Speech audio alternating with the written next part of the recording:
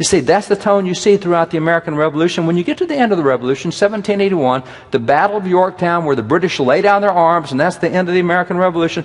What happened at that point in time was, for the first time in 150 years, we're out from under the rule of the British kings. It no longer matters what a British king says anymore, because we're not a British colony any longer. Now, the reason that's significant is one of the laws that we'd been under for 150 years was, if you live in America, English-speaking country, you're not allowed to print any Bible in the English language. British had a state-established church, and so whatever they are, we are. If the king's Catholic, we're Catholic. If he's Anglican, we're Anglican. You don't get to print a Bible in the English language.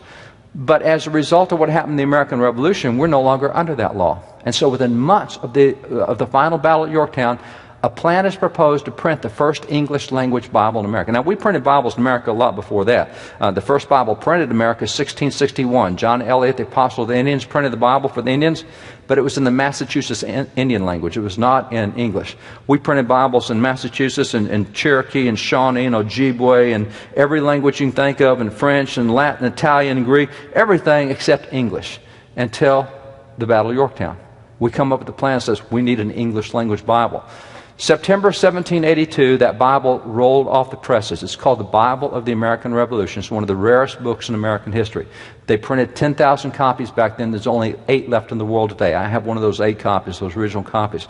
So this rare book, the Bible of the Revolution, who printed it? Well, it was printed, as you can see there, by Robert Aitken.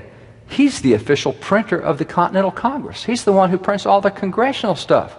Well, when you look in the front of the Bible, it's interesting that it contains the congressional committee that oversaw the printing of this Bible. It contains the congressional chaplains that read it to make sure it was accurate, to make sure that the words had been changed. It even has a congressional endorsement at the bottom, and it says, "Resolved, the United States and Congress assembled recommend this edition of the Bible to the inhabitants of the United States." Really? 1782? The Founding Fathers? Why in the world would this Bible be printed? Well, as was explained to the Congress, it said this Bible is, quote, "it's a neat addition to the Holy Scriptures for the use of schools," end quote.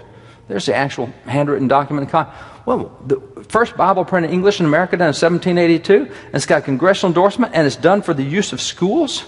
I thought the Founding Fathers didn't want the Bible in schools. See, if you don't know your history, you'll put up with policies you should never put up with. When you know your history, you have a different view of what public policies should be.